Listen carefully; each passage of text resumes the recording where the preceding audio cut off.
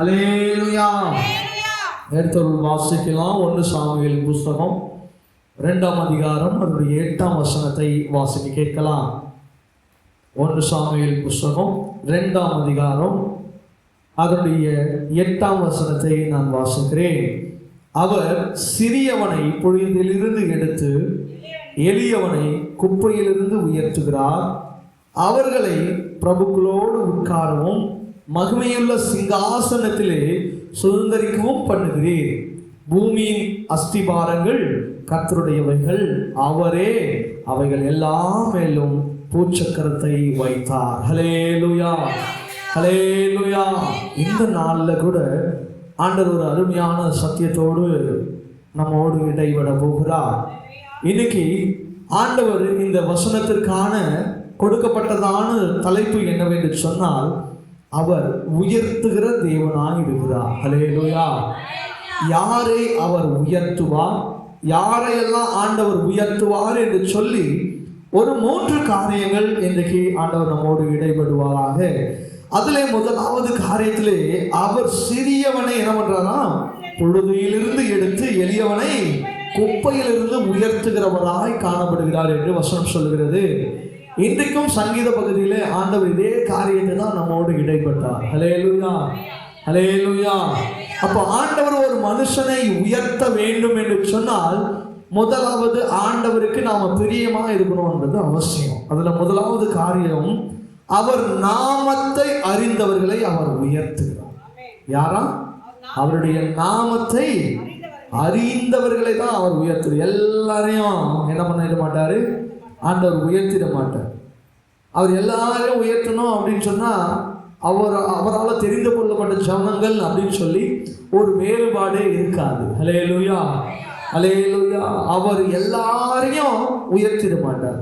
யாரு அவருடைய சத்தத்தை கேட்கிறாங்க, அவருக்கு யாரு ஒபே பண்றாங்க, கீழ்ப்படுகிறாங்க, அவர் யாரெல்லாம் ஆண்டு வார்த்தைக்கு விசுவாசித்து அவரை பின்பற்றுகிறாரோ அவர்களை தான் அவர் என்ன பண்ணுகிறாரா, உயர்த்துகிறவராக இருக்கிறார். இதான் சங்கீதக்காரன் சொல்லுகிறான். 91ஆம் சங்கீதம் அதனுடைய 14ஆம் வசனத்தில் வாசிக்கும் பொழுது, அவன் என்னிடத்தில் வாஞ்சையாய் இருக்கிறபடியால் அவனை விடுவிப்பேன், என் நாமத்தை அவன் அறிந்திருக்கிறபடியால் அவனை உயர்ந்த அடைக்கலத்திலே வைப்பேன் என்று வசனம் சொல்கிறது. ஹல்லேலூயா, ஹல்லேலூயா.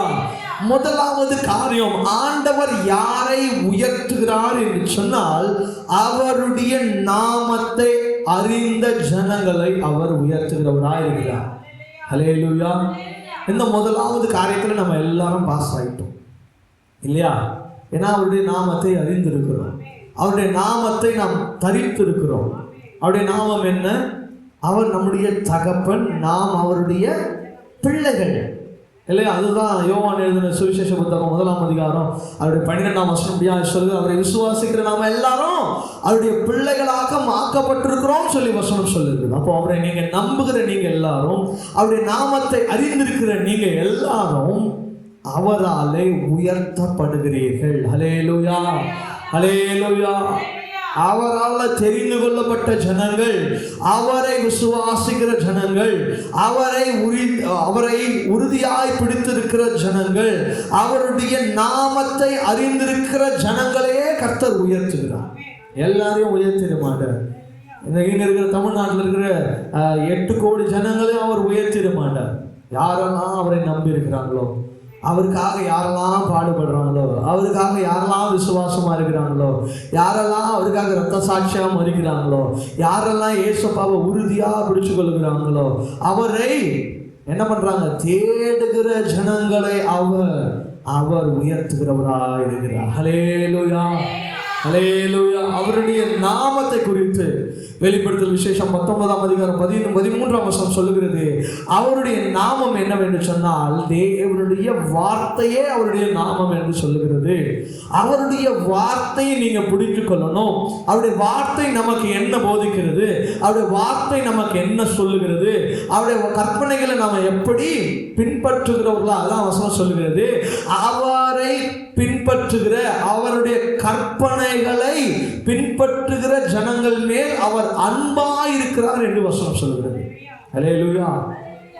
ஏசப்பாவுடைய வசனத்தை கை கொள்ளுகிற ஜனங்கள், ஏசப்பாவையே நம்பி வாழ்கிற ஜனங்கள், ஏசப்பா சொல்லுகிற எல்லா காரியங்களையும் நம்பி வாழ்கிற ஜனங்கள் மீது அவர் என்னவா இருக்கிறாரா?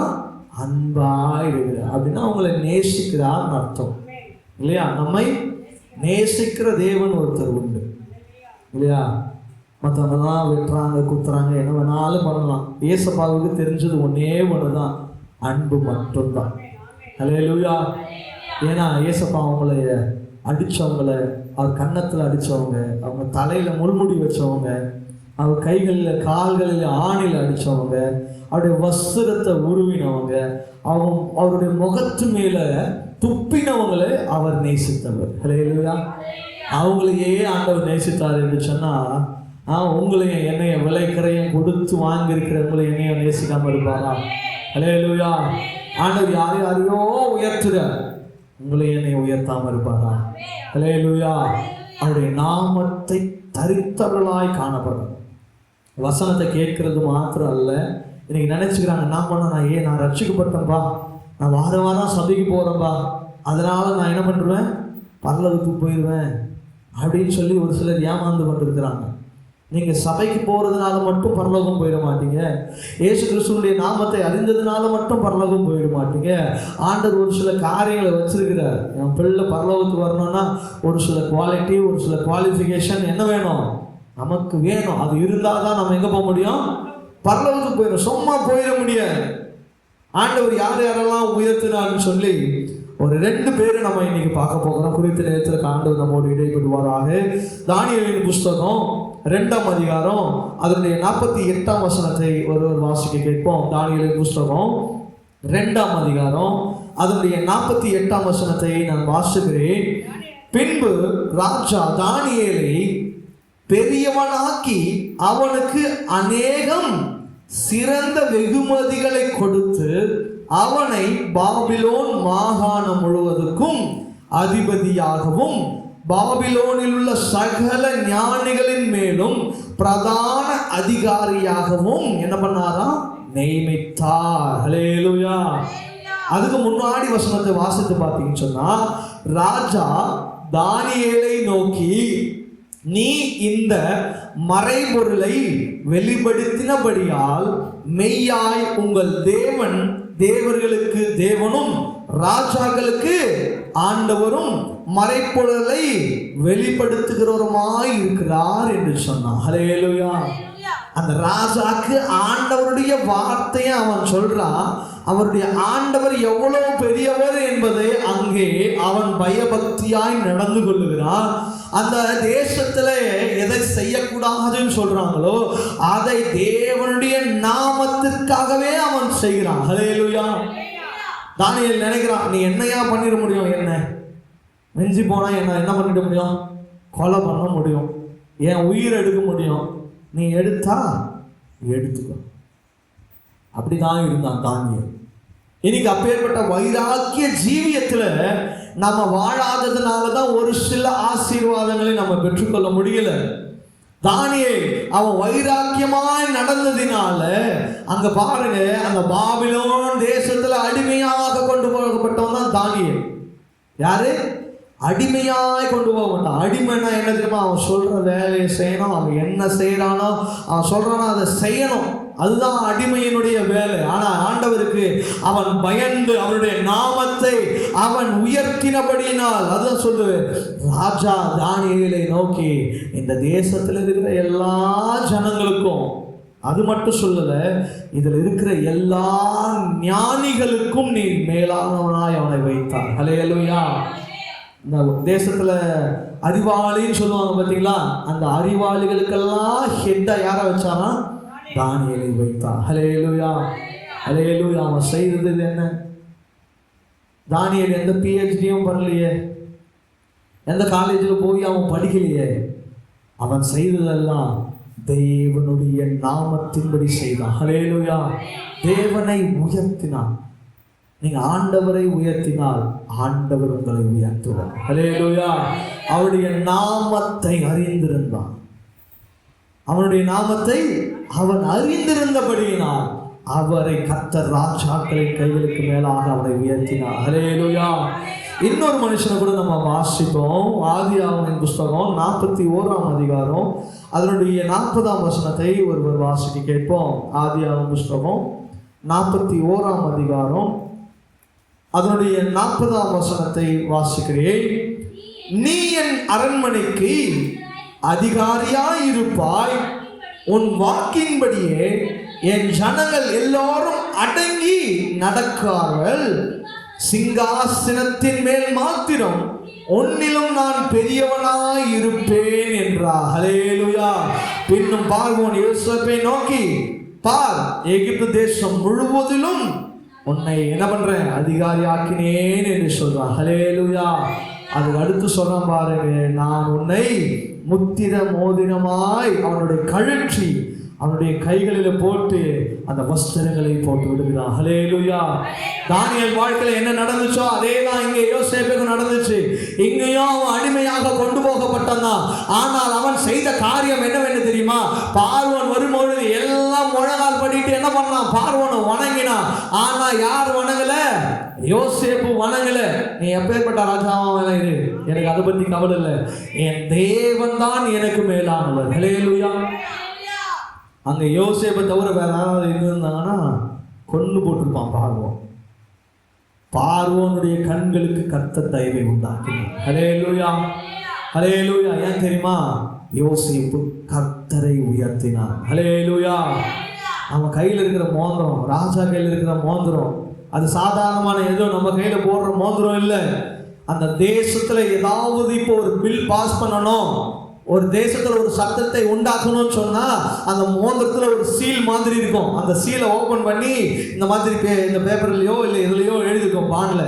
அதில் அந்த சீல் வச்சா மட்டும்தான் என்ன ஆகும், அந்த பாண்டு செல்லுபடி ஆகும், அந்த சட்டம் செல்லுபடி ஆகும் தேசத்தில்.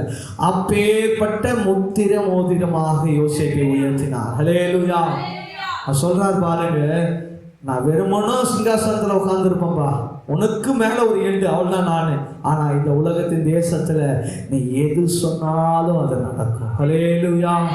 ஹல்லேலூயா. ஆண்டவர் ஒருத்தனை உயர்த்தணும்னு நினைச்சாருன்னு வச்சுக்கல, அவனே நினைச்சு பார்க்காத அளவுக்கு ஆண்டவர் உயர்த்துவார். ஹல்லேலூயா. நீங்க ஆண்டவரை உயர்த்தினீங்க, ஆண்டவருடைய நாமத்தை நீங்க உயர்த்தினீங்க, ஆண்டவரை நீங்க தேடினீங்க, ஆண்டவரை நீங்க விசுவாசமா காத்து கொண்டீங்க அப்படின்னு சொன்னா கர்த்தருடைய உயர்வு, உங்கள் உயர்த்தை நீங்க காணவே முடியாது. ஹல்லேலூயா. அவ்வளோ பெரிய உயர்த்து உங்களை கொண்டு போவார். யோசேப்பு நினைச்சிருக்க மாட்டான், தானியேல் நினைச்சு பார்த்துருக்க மாட்டான் இந்த உயரத்துக்கு நம்ம போவோம். ஆனால் ஆண்டவர் அவனுக்கு அந்த உயரத்தை கொடுத்தார். ஹல்லேலூயா. கேட்டுக்கொண்டிருக்கிற என் தேவ ஜனமே, அவருடைய நாமத்தை அறிந்திருக்கிற நீங்க ஆண்டவருக்காக உண்மையா வைராக்கியமா வாழுங்க. ஜீவனை பொருட்படுத்தாதீங்க. உங்க ஜீவனை கொண்டு ஆண்டவருக்காக நீங்க எதையாவது செய்யுங்க. ஆண்டவர் உங்களை உயர்த்துகிறவராக இருக்கிறார். ஹல்லேலூயா. ஹல்லேலூயா. யாக்கோபின் புஸ்தகம் 2ஆம் அதிகாரம் அதனுடைய 5ஆம் வசனம் இப்படியாய் நமக்கு சொல்லுகிறதான காரியம் மிகவும் அருமையான வசனம். வாசிங்க.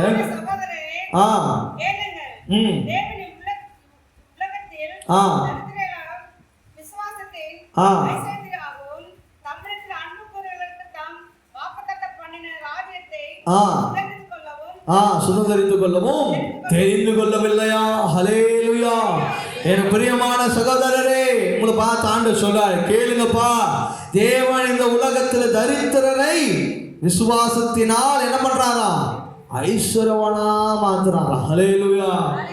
நீ தரித்திரனா இருக்கலாம், ஒன்றும் இல்லாம இருக்கலாம், பரதேசியா இருக்கலாம், பிச்சைக்காரனா இருக்கலாம், எளிமையா இருக்கலாம், குப்பையா இருக்கலாம், சிறுமை உள்ளவனா இருக்கலாம். ஆனா ஆண்டவருக்கு நீ விசுவாசமா வாழ்ந்தீங்கன்னு சொன்னா உங்களை ஐஸ்வர்யவானாய் கர்த்தர் மாற்றுவார் என்று வசனம் சொல்லுகிறது. ஹல்லேலூயா. நீங்க ஐஸ்வர்யமா மாற தேவையில்லை, நீ சம்பாதிக்க வேண்டிய காரியம் இல்ல. ஆண்டவர் உனக்கு தேவையான எல்லாவற்றையும் கையில வந்து கொண்டு வந்து கொடுப்பார். நீ விசுவாசி, நம்பு. ஆண்டவரை தேடுகிறதுல நீ சரியாயிரு. நீங்க செய்ய வேண்டிய காரியத்துல சரியா இருந்தீங்கன்னா உனக்கு தேவையான காரியங்களை கர்த்தர் அவர் கொண்டு வந்து செய்வார். யோசேப்பு நான் அதிகாரி ஆகணும்னு சொல்லி அங்க என்ன பண்ணல, கடின உழைப்ப ஒன்றும் பண்ணல. தானியேல் ராஜாவா என ஞானிகளுக்கு மேல என தானியேல் உண்டாக்குவான்னு சொல்லி அங்க உட்கார்ந்து ஆண்டவர்கிட்ட ஜெபம் பண்ணி இல்ல, என் வேலை ஆண்டவரை உயர்த்துகிறது மாத்திரமே. அப்படி அவங்களுக்கு கொடுக்கப்பட்ட வேலைகளை அவங்க சரியா செய்ததுனால கர்த்தர் அவர்களுக்கு என்ன தேவையோ அதை அவர்கள் கொடுத்தார். அல்லேலூயா, அல்லேலூயா. அவர் நாமத்தை அறிந்தவர்களை அவர் உயர்த்துகிறவராக இருக்கிறார். இரண்டாவது காரியம், 1 பேதுரு புஸ்தகம் அப்படியே 2 பேப்பர் திருப்பினீங்கன்னா வந்துடும். 1 பேதுரு 5ஆம் அதிகாரம் அவருடைய 6ஆம் வசனத்தை வாசிக்க கேட்போம். ஆகையால் ஏற்ற காலத்தின் தேவன் உங்களை உயர்த்தும்படிக்கு அவருடைய பலத்த கைகளுக்குள் என்ன பண்ணிருங்க, அடங்கி இருங்க. 2வது விஷயம், கர்த்தர் உங்களை உயர்த்த வேண்டும் என்று சொன்னால் கர்த்தருக்குள் அடங்கி இருங்கள், கர்த்தர் உங்களை உயர்த்துவார். அல்லேலூயா. அடங்கி அப்படின்னு சொன்னா ஒண்ணும் இல்லை, ஆண்டவருக்காக நீங்க தாழ்மைப்படுங்க. ஆண்டவர் தான் சொல்லுகிறார். யாக்கோபின் புஸ்தகம் 4ஆம் அதிகாரம் அதனுடைய 10ஆம் வசனத்துல இப்படியாய் சொல்லுகிறது. யாக்கோபின் புஸ்தகம் 4ஆம் அதிகாரம் அதனுடைய 10ஆம் வசனம், கர்த்தருக்கு முன்பாக தாழ்மைப்படுங்கள், அப்பொழுது அவர் உங்களை என்ன பண்ணுவாரா, உயர்த்துவார். ஆண்டவருக்கு முன்னாடி நாம உயர்வை அடையணும். 2வது காரியம் அப்படின்னு சொன்னா ஆண்டவருக்கு முன்பாக தாழ்மைப்படுங்க. உங்களுக்குள்ள கர்வம் இருக்கக்கூடாது, பெருமை இருக்கக்கூடாது, எனக்கு தான் எல்லாம் இருக்குது அப்படின்னு சொல்லி நமக்குள்ள ஒரு மேன்மையான காரியங்கள் இருக்கவே கூடாது. நம்ம உயர்வை தடுக்கிறதான காரியம் எது சொன்னா நமக்குள்ள இருக்கிற மேட்டின்மையான காரியம், நமக்குள்ள இருக்கிறதான பெருமையான காரியங்கள். அது ஆண்டு மத்திய எழுதின சுவிசேஷ புத்தகம் 23ஆம் அதிகாரம் 12ஆம் வசனம் சொல்லுகிறது, ஒருவன் தன்னை உயர்த்தினால் ஆண்டவர் என்ன பண்ணுவாரா, தாழ்த்துவார். தன்னைத்தானே தாழ்த்துகிறவனை கர்த்தர் உயர்த்துவார். ஹல்லேலூயா. நீங்க உங்களை உயர்த்தணும்னு நினைச்சீங்கன்னா நீங்க கீழே விழுந்துருவீங்க. ஆனா ஆண்டவருக்கு முன்பாக உங்களை தாழ்மையா ஒப்பு கொடுத்துறீங்க. ஆண்டவரே நான் ஒண்ணுமே இல்லை, இன்னைக்கு வாசம் இல்லையா சங்கீதக்காரன், ஆண்டவரே சிறுமை உள்ளவனும் நான் குப்பையும் எளிமையானவனுமா இருக்கிறேன். இப்பேற்பட்ட காரியம் தான் நமக்குள்ள இருக்கணும், அப்பேற்பட்ட ஜபம் தான் நமக்குள்ள இருக்கணும். நீங்க உயர்த்தணும், ஆண்டவரால நீங்க உயர்த்தப்படணும்னு ஆசைப்பட்டீங்கன்னா உங்களுக்குள்ள காணப்பட வேண்டிய 2வது காரியம் தாழ்மைப்படுங்க. தாழ்மைப்பட்டீங்கனாலே போதும், ஆண்டவர் உங்களை உயர்த்துகிறவரா இருப்பார். ஹல்லேலூயா, ஹல்லேலூயா. இது அருமையா ஒரு வசனம் சொல்லியிருப்பார் பாருங்க, நீதிமொழிகள் புஸ்தகத்துல.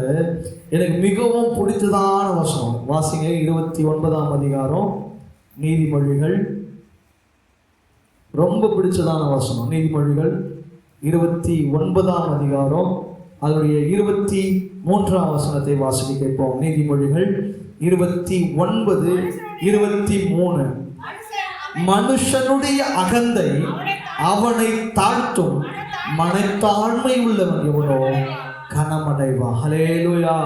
ஒருவேளை உங்களுக்கு அகந்தையான பேச்சு, நான் தான் எல்லாம், நான் தான் பெரியவன், என்கிட்ட எல்லாமே இருக்குது, நான் தான் பெருமைக்குரியவன் அப்படின்னு சொல்லி பெருமை உங்களுக்குள்ள வந்துச்சு அப்படின்னு சொன்னா ஆண்டவர் என்ன பண்ணுவாராம், அவனை கீழே தள்ளி போயிடுவார்.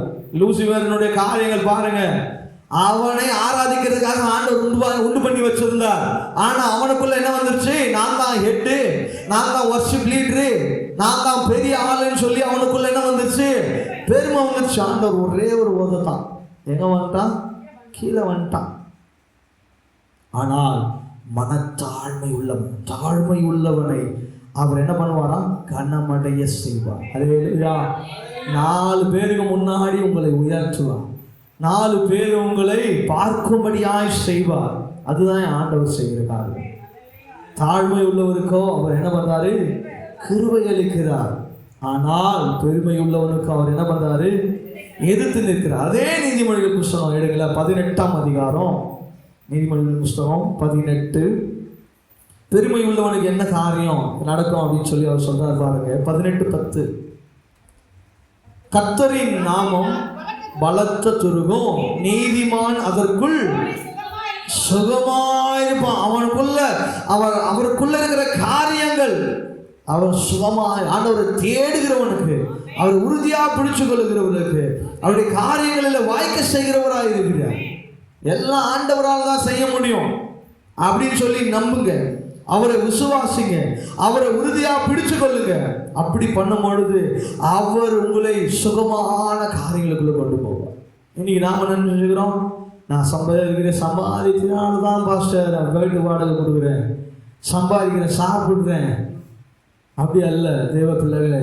நீங்கள் உணராமலும் நீங்க தெரியாமலும் பேசி கொண்டு இருக்கிறீங்க இல்லையா? ஆண்டவர் ஒண்ணுமே இல்லாத கரத்தை கூட ஆசீர்வதிப்பார். அல்லேலூயா. நாங்கள் வெறுமையாக தான் இருந்தோம், ஆண்டவர் எங்கள் கரத்தை ஆசீர்வதித்தார். அல்லேலூயா. நானே உங்களுக்கு சாட்சி இல்லையா? என் கையில் ஒன்றுமே இல்லை. நம்ம இன்னைக்கு ஒத்துக்கிறது கிடையாது ஆண்டவர்கிட்ட. என்ன பண்ணுறது இல்லை, ஒத்துக்கிறது கிடையாது. ஆண்டவரே என் கை வெறுமையாக இருக்குது அப்படின்னு சொல்லி ஒத்துக்கிறது கிடையாது. நீங்கள் ஆண்டவர்கிட்ட காட்டுங்க, ஆண்டவரே வெறுமையாக இருக்கிறான்பா. யாக்கோபு, ஆண்டவரே வெறும் கையாக வந்திருக்க சமூகத்தில் ஆண்டவரே 2 பரிவாரங்களை கொடுத்தார். ஹல்லேலூயா. வெறுமையை ஒத்துக்குங்க ஆண்டவர்கிட்ட. ஆண்டவரே என்ன ஒன்றுமே இல்லைப்பா. அதான் இன்னைக்கு நம்ம வாசம் இல்லையா, நான் சிறுமையானவன், நான் குப்பை, நான் ஒன்றுமே கிடையாது ஆண்டவரே.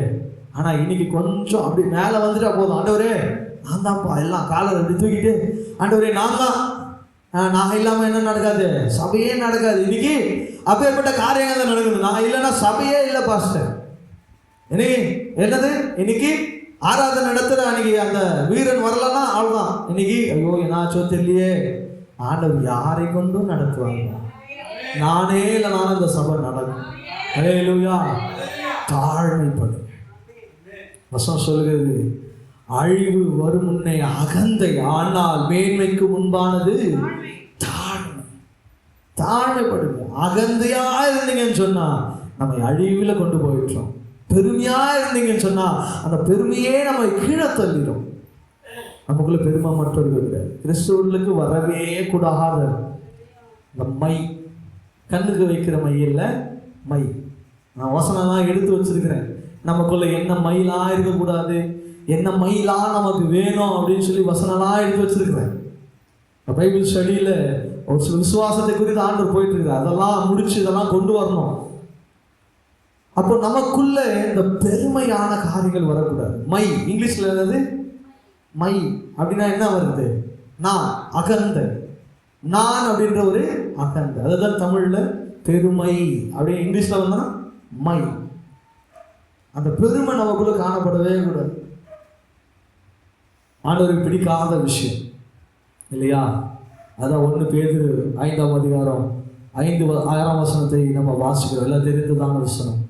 பெருமை உள்ளவனுக்கோ அவர் எதிர்த்து நிற்கிறார், தாழ்மை உள்ளவருக்கோ அவர் கிருபை அளிக்கிறார். ஹல்லேலூயா. இதை கேட்டுக்கொண்டிருக்கிற என் தேவ ஜனமே, ஒருவேளை ஒரு சில உயர்வுகளுக்காக நீங்கள் காத்திருக்கலாம்.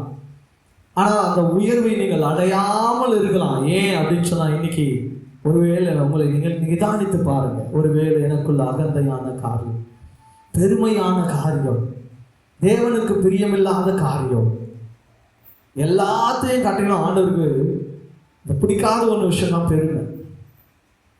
ஆண்டவர் பேதுரு பார்த்து சொல்லுவார் ஒரு இடத்துல, பேதுருவே இவ்வளோ பேர் இந்த விசுவாசத்தை நான் என்ன பண்ணல, நான் யாரிடத்துலையும் காணலை அப்படின்னு சொல்லி பேதுருக்கிட்ட சொல்லுவார். உடனே அவனுக்குள்ள என்ன வந்துடும், பெருமை வந்துடும். ஆண்டவர் அடுத்த வசனம் சொல்லுவார், ஆண்டவர் நான் சீக்கிரமாக நான் பிதாவின் இடத்துக்கு நான் என்ன பண்ண போகிறேன், போக போகிறேன் அப்படின்னு உடனே அவருக்குள்ள பெருமை மேலே வரும். ஆண்டவரே நான் என்ன பண்ண மாட்டேன், உங்களை விட மாட்டேன் ஆண்டவரே, நீங்கள் என் கூட தான் இருக்கணும் அப்படின்னு சொல்லுவோம். உடனே ஆண்டவர் சொல்றாரு, அப்பாலே போ சாத்தானே. அவனுக்குள்ள பெருமை வந்துருச்சு இல்லையா? விசுவாசத்தை காணல அப்படின்னு அவனுக்குள்ள என்ன வந்துச்சு, பெருமை வந்துச்சு. அவருடைய சித்தமே சாவது தான், அதை தடுக்கிறதுக்கு நீ ஏன் அவரை பிசாசை ஓடிப்போ அப்படின்னு சொல்லி. அப்போ நல்லா கவனிக்க வேண்டிய விஷயம், பெருமை வந்தா உள்ள பிசாசு வந்துடும். அகந்தை வந்தா பிசாசு உள்ளக்கூடியே இருக்கு. அதனாலும் நீ தான் பெரிய ஆளுப்பா, நீ தான் எல்லாமே, நீ இல்லைன்னா எதுவும் நடக்காது அப்படின்ற ஒரு பெருமை. இன்னைக்கு குடும்பத்தில் பெருமை, கணவனை விட மனைவி அதிகமாக சம்பாதிக்கிறாங்கன்ற பெருமை, மனைவியை விட கணவன் என்ன பண்ணுறான் அதிகமாக சம்பாதிக்கிறன்ற பெருமை. இன்னைக்கு பிள்ளைகளுக்கு எங்கள் அம்மா இவ்வளோ தான் படிச்சுக்கிறாங்க, ஆனால் நான் இன்னைக்கு எங்கள் அம்மாவோட அதிகமாக படிச்சிட்டேன், நான் எனக்கு பெருமை. இந்த காரியம்லாம் நமக்குள்ளே இருக்குது. ஒண்ணுமே இருக்கக்கூடாது. இதெல்லாம் ஆண்டவர் கொடுத்த கிருபை. ஹல்லேலூயா, ஹல்லேலூயா. அப்ப ஆண்டவர் இரண்டாவது உங்களை உயர்த்த வேண்டும் என்று சொன்னார். அவருடைய பலத்த கரக்குள்ள அடங்கி இருங்க. ஒண்ணுமே இல்லை, ஆண்டவரே உங்க கரங்களுக்குள்ள நான் வரேன், என்னை பார்த்துக்கோங்க, என்னை நடத்துங்க. எனக்குள்ள அகந்த இருக்கக்கூடாது, எனக்குள்ள பெருமை இருக்கக்கூடாது, இதெல்லாம் நீங்க பார்த்துக்கொள்ளுங்கன்னு சொல்லி ஆண்டவர் சமூகத்தில் கேட்டு பாருங்க. கர்த்தர் பெரிய காரியங்களை செய்வார். ஹல்லேலூயா. மூன்றாவது காரியம், நம்ம இதுலயே இந்த இரண்டாவது காரியத்திலேயே அதை நம்ம பார்த்துட்டோம். இருந்தாலும் அதுல ஒரு சில வசனங்களை நாம் தியானிக்க போகிறோம். யாக்கோபின் புஸ்தகம் 4ஆம் அதிகாரம் 10ஆம் வசனம், கர்த்தருக்கு முன்பாக தாழ்மைப்படுங்கள், அப்பொழுது அவர் உங்களை உயர்த்துவார். மூன்றாவது காரியம், தாழ்மையா இருங்க. முதலாவது காரியம், அவருடைய நாமத்தை அறிந்தவர்களை அவர் உயர்த்துகிறார். இரண்டாவது, அவருடைய பலத்த கரத்துக்குள்ள அடங்கி இருக்கிறவர்களை அவர் உயர்த்துகிறவராக இருக்கிறார். மூன்றாவது, தாழ்மை உள்ளவர்களை அவர் உயர்த்துகிறார். இப்போ கூட ரெண்டு மனுஷனை குறித்து நம்ம பார்க்க போகிறோம். கர்த்தருடைய காரியங்கள் அவர்களை எப்படி உயர்த்தினதுன்னு சொல்லி நியாயாதிபதிகளின் புஸ்தகம் 7ஆம் அதிகாரம்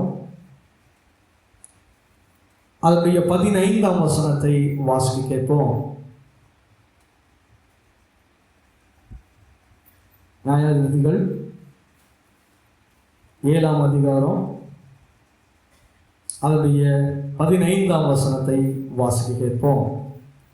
நியாயாதிபதிகள் 7ஆம் அதிகாரம் அதனுடைய 15ஆம் வசனம். கிதியோன் அந்த சொப்பனத்தையும் அதன் வியாப்தியையும் கேட்டபொழுது அவன் பணிந்து கொண்டு இஸ்ரவேலின் பாளையத்திற்கு திரும்பி வந்து, எழுந்திருங்கள், கர்த்தர் மீதியாரின் பாளையத்தை உங்கள் கைகளில் ஒப்பு கொடுத்தார் என்று சொல்கிறார். ஹல்லேலூயா, ஹல்லேலூயா. தாழ்மை உள்ளவர்களை கர்த்தர் உயர்த்துகிறார். ஆண்டவரே கிதியோனை பார்த்து சொன்னாரு, எவ்வளோ பேர் பாருக்கிறீங்க ஆண்டவரே, எக்கச்சக்கமா இருக்கிறோம்பா, இவ்வளோ பேர் இருக்கிறோம், போருக்கு போனோம், அந்த ஜனங்களை நான் வந்து என்ன பண்ணணும், வீழ்த்தணும்னு சொன்னா இவ்வளோ பேர் எனக்கு வேணும். ஆண்டவர் சொன்னாருப்பா, இவ்வளோ பேர்லாம் நீங்க போனீங்கன்னா ஆண்டவரையே மறந்துடுவீங்க, உங்க போர் வீர திறமையினால தான் ஜெயிச்சிங்கன்னு நினைச்சுப்பீங்க, அதனால இவ்வளோ பேர்லாம் தேவையில்லை, அவங்களெல்லாம் குறைன்னு சொல்லி கடைசியாக போருக்கு எத்தனை பேர் போனாங்க? 300 பேர் தான் போனாங்க. ஹல்லேலூயா, ஹல்லேலூயா. அவன் அங்க கீழ்ப்படிஞ்சான், தாழ்மை அடைஞ்சான். இல்ல ஆண்டவரே, எனக்கு நல்லா தெரியும், நான் நல்ல ஒரு படைத்தலைமை, அந்த ஜனங்களை வீழ்த்தணும்னா 10,000 பேர் தேவைப்படும், நீங்க வெறும் 300 பேரை கூட்டு போக சொல்றீங்களே, நான் கூட்டு போனா நான் செத்து போய் தான் வருவேன் அப்படின்னு சொல்லி சொல்லல. ஆண்டவர் சொன்ன வார்த்தைக்கு அவன் கீழ்ப்படிந்து தாழ்மைப்பட்டான். இல்லையா? அவன் என்ன பண்ணான்? தன்னை தாழ்த்தினான். ஆண்டவர் சொல்றார் இந்த இடத்துல, கிதியோனே, இந்த சொப்பனத்துல காண்பித்து நீங்க போங்க, இந்த நேரம் போங்க, கர்த்தர் உங்களுக்கு ஜெயத்தை கொடுப்பார். ஹல்லேலூயா. அதே போல வெறும் 300 பேரை கொண்டு கர்த்தர் அவர்களுக்கு ஜெயத்தை கொடுத்தார். ஹல்லேலூயா. ஒருவேளை அவன் ஆண்டோட வார்த்தைக்கு கீழ்ப்படியாம தாழ்மைப்படாம, இல்ல ஆண்டவரே நான் இருக்கிற எல்லாரையும் கூட்டு போயிருந்தானா அங்கே ஒரு தோல்வி. ஏன்? கிதியோன் மரணித்து கூட போயிருக்கலாம். ஆனால் ஆண்டவருடைய சத்தத்திற்கு கேட்டான், தாழ்மைப்பட்டான், ஆண்டவருடைய திட்டத்தை உணர்ந்தான், கர்த்தர் அவனுக்கு ஜெயத்தை கொடுத்தார். ஹல்லேலூயா. இதை கேட்டுக்கொண்டிருக்கிற தேவ ஜனமே, அநேக நேரத்தில் உன் திறமையை பார்க்காத, உனக்குள்ள இருக்கிற தாளத்தை பார்க்காத, ஆண்டவரே எனக்கு இவ்வளவு அறிவு இருக்குது, இவ்வளவு ஞானம் இருக்குது, இதுதான் எனக்கு சரிபட்டு வரும், இந்த காரியம் தான் எனக்கு கரெக்டா இருக்கும், இந்த காலேஜ் தான் எனக்கு கரெக்டா இருக்கும், இந்த ஸ்கூல் தான் எனக்கு கரெக்டா இருக்கும், இந்த வாழ்க்கை துணை தான் எனக்கு கரெக்டா இருக்கும், இந்த சபை தான் எனக்கு கரெக்டா இருக்கும், இந்த போதகர் தான் எனக்கு கரெக்டா இருக்கும் நீ நினைக்காத. ஆண்டவர் எங்க போக சொல்றாரோ அங்க போ, எங்க படிக்க சொல்றாரோ அங்க படி, எந்த சபைக்கு போக சொல்றாரோ அந்த சபைக்கு போ, எந்த ஊழியக்காரருக்கு அடங்கின்னு சொல்றாரோ அந்த ஊழியக்காரருக்கு அடங்கிருங்க.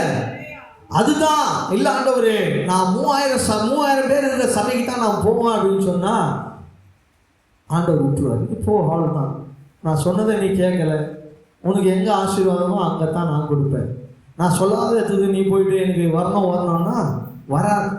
அப்போ உனக்கு ஆண்டவர் என்ன கொடுத்துருக்கிறாரோ அதன்படி நீங்க தாழ்மைப்படும். ஆண்டவர் சொல்லுகிற வார்த்தைக்கு மறு வார்த்தை பேசாது. இன்னைக்கு நிறைய பேர் அப்படிதான். ஆண்டவர் சொல்லுகிற வார்த்தைக்கு இல்லை ஆண்டவரே இது சரியா இருக்காது, நான் இந்த காலேஜில் தான் படிக்கணும்னு நினைச்சேன், நீங்க இந்த காலேஜ் குடிக்கிறீங்களே. நான் கூட அப்படிதான் இருந்தேன். என்ன ஆண்டவரே நான் இன்ஜினியரிங் படிக்கணும்னு ஆசைப்படுறேன், என்னை போய் பைபிள் காலேஜ் படிக்க வைக்கிறீங்களே. ஆனால் ஒப்பு கொடுத்தேன் என் வாழ்க்கை இல்லையா. எல்லாம் இன்ஜினியரிங் டாக்டர் ஆகிட்டானுங்க. ஆண்டவரே யோசிச்சு பார்க்குறேன், நான் எப்படி இருக்கிறேன்? ஒன்றும் இல்லாமல் இருக்கிறேன். ஆண்டவர் உன்னை உயர்த்துவேன். ஹல்லேலூயா, ஹல்லேலூயா. கடந்த வருஷத்துல எனக்கு நிம்மதியாக வந்துச்சு. எவனாவது கேட்டான்னா நான் பாஸ்டராக இருக்கிறேன்டான்னு சொல்ல முடியும், எனக்குன்னு ஆண்டவர் ஒரு சபையை சொல்லியிருக்கிறான்னு தைரியமாக சொல்ல முடியும். ஆனால் அதுக்கு முன்னாடி நான் என்ன பண்ணுறேன்? சும்மா தான் இருக்கிறேன்னு எப்படி சொல்லுவேன் ஆண்டவர். ஆனால் இன்னைக்கு ஆண்டவர் என்னை சொல்ல வைத்திருக்கிறார். ஹல்லேலூயா, ஹல்லேலூயா. யாரெல்லாம் நான் உயர்வா எண்ணினோ அவர்களெல்லாம் என்னிடத்தில் செபிக்கும்படியாக கர்த்தர் ஏற்படுத்தினார். ஹல்லேலூயா. நான் பைபிள் காலேஜ் போயிட்டு இருக்கும் பொழுது என் ஃப்ரெண்டு கவுன்சிலிங் போகுது, எனக்கு ஃபோன் பண்ணி சொல்கிறான், இன்னைக்கு எனக்கு கவுன்சிலிங் போகுதுடா, காலேஜில் ஜெபம் பண்ணுவீங்களே எனக்காக ஜெபித்துக்கொள் அப்படின்னு சொல்லி அந்த ஜெப குறிப்பை சொன்னான். ஹல்லேலூயா. நாங்கள் ஜெபித்தோம். அன்னைக்கு மாலையே ஃபோன் பண்ணி எனக்கு கோயம்புத்தூரில் காலேஜ் கிடச்சிச்சு. ஹல்லேலூயா. இன்னைக்கு செவ்வாய்ப்பேட்டை 3 ரோட்டில் பார்த்தீங்கன்னா ராகுல் clinic pastor doctor Arun Pandian என்னோட படித்தவர் தான். அவர் தான் என்கிட்ட சொல்லி ஜெபித்துக்கொள்ளுங்கன்னு சொன்னால் இன்றைக்கி அவர் ஒரு கிளினிக்கை ஓப்பன் பண்ணி இன்றைக்கி ஒரு டாக்டராக இருக்கிறார். ஹல்லேலூயா, ஹல்லேலூயா. கர்த்தர் அப்படியாக நாம் நினச்சிக்கிறோம் நான் ஒன்றும் இல்லை எளிமையானவன், ஆனால் ஆண்டவன் நம்மை ஏற்ற காலத்தில் நம்மை உயர்த்துவார். ஹல்லேலூயா. நம்ம அடங்கி இருக்கணும், பொறுமையாக இருக்கணும், தாழ்மையாக இருக்கணும், விசுவாசத்து இருக்கணும், அவசரவே படக்கூடாது, எப்போ எப்போ எப்போ எப்போன்னு இருக்கக்கூடாது இல்லையா. தாழ்மைப்படு. கிதியோன் தாழ்மைப்பட்டான், கர்த்தர் அவனுக்கு ஜெயத்தை கொடுத்தார். ஹல்லேலூயா. இன்னொரு மனுஷனை கூட பார்ப்போம். எரேமியா எழுதின தீர்க்கதரிசன புத்தகம் 1ஆம் அதிகாரம் அதனுடைய 6ஆம் வசனத்தை வாசிக்க கேட்போம். எரேமியா 1ஆம் அதிகாரம் அதனுடைய 6ஆம் வசனத்தை வாசிக்க கேட்போம். அப்பொழுது நான் கர்த்தராகிய ஆண்டவரே, இதோ நான் பேச அறியேன், சிறு பிள்ளையாயிருக்கிறேன் என்றார். ஹல்லேலூயா, ஹல்லேலூயா. எரேமியா எவ்வளோ பெரிய தீர்க்கதரிசி தெரியுமா? எவ்வளோ பெரிய தீர்க்கதரிசி. எத்தனையோ ராஜாக்களுக்கு போய் அவன் சொல்லியிருக்கான் தீர்க்க தரிசனம். எத்தனையோ ராஜாக்கள் கிட்ட போய் அவன் என்ன பண்ணிருக்கிறான்? எப்பா நீ செய்த தவறுன்னு சொல்லியிருக்கிறான்.